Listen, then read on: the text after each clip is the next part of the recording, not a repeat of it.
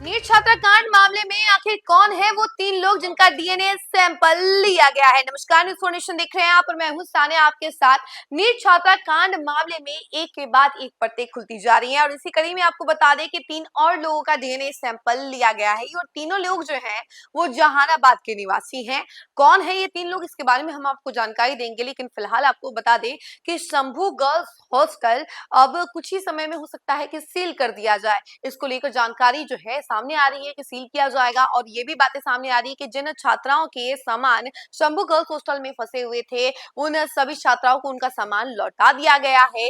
अब हॉस्टल पूरी तरीके से खाली है और जल्द ही उसे सील किया जाएगा। इसके अलावा जानकारी क्या कुछ निकल कर सामने आ रही है, हम जरा आपको विस्तार से बताते हैं। नीट छात्रा से दरिंदगी और मौत मामले को सीबीआई को स्थानांतरित करने से पहले पटना पुलिस जांच पूरा करने में जुटी हुई है। एसआईटी ने मंगलवार को जहानाबाद के तीन लोगों के डीएनए जांच के लिए खून के सैंपल लिए। इस मामले में 7 और लोगों के सैंपल लिए जाने हैं। सैंपल की रिपोर्ट का मिलान छात्रा के अंतः वस्त्र पर मिले वीर्य से कराया जाएगा। उधर मंगलवार को मजिस्ट्रेट की मौजूदगी में शंभू गर्ल्स हॉस्टल से बची हुई 10 छात्राओं का सामान उन्हें वापस कर दिया गया है। अन्य छात्राओं का सामान पुलिस पहले ही दे चुकी है। हॉस्टल अब पूरी तरीके से खाली है।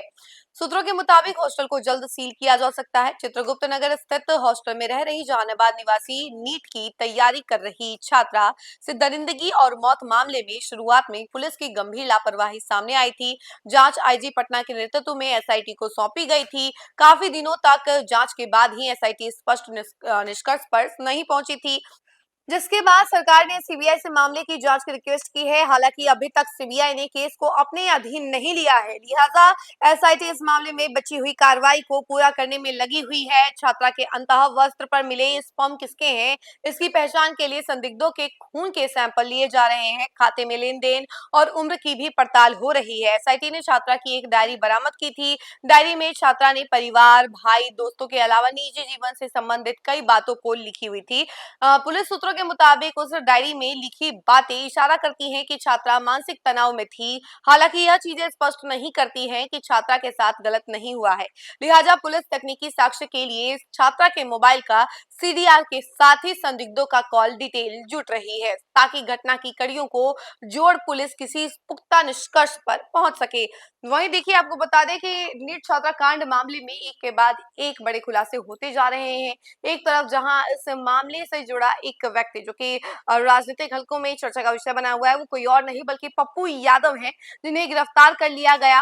और कहा यह जा रहा था उनके समर्थकों के द्वारा कि पप्पू यादव इस मामले में लगातार अपनी आवाज उठा रहे थे, कई सारे उन्होंने खुलासे किए थे, इसी वजह से उनको गिरफ्तार किया गया। वहीं दूसरी तरफ एसआईटी पूरा काम करने में लगी हुई है कि कैसे भी करके अब पूरे काम को खत्म किया जाए इस मामले में, क्योंकि काफी ज्यादा खींचातानी हो गई है इस मामले में। तो कैसे भी करके इस मामले को अब जड़ तक पहुंचाना है और इसी वजह से एसआईटी जो है आगे की कार्रवाई कर रही है। और इसी कड़ी में 3 और लोगों के डीएनए सैंपल लिए गए हैं और रिपोर्ट जैसे ही आएगी इसके बारे में भी हम आपको जरूर अपडेट करेंगे। लेकिन जैसी खबरें सामने आ रही है कि 3 लोग जो है वो जहानाबाद के रहने वाले हैं और इसका डिटेल जो है छात्रा ने अपनी डायरी में मेंशन किया था और इन तीनों लोगों के नाम भी उन्होंने मेंशन किए थे और इसी वजह से इन तीनों लोगों का डीएनए सैंपल लिया गया है और जो अंडरगारमेंट्स पे स्पर्म मिला था उससे इसका मिलान किया जाएगा। अगर रिपोर्ट मैच कर जाता है तो बड़ा खुलासा हो सकता है, लेकिन फिलहाल जो खबर सामने आ रही है वो यही है। और अब आपको बता दें कि 7 और लोगों का डीएनए सैंपल लिया जाएगा। इसका भी फिलहाल के लिए इतना ही। ऐसी तमाम अपडेट के लिए जुड़े रहें हमसे और देखते रहें न्यूज़ फॉर नेशन। धन्यवाद।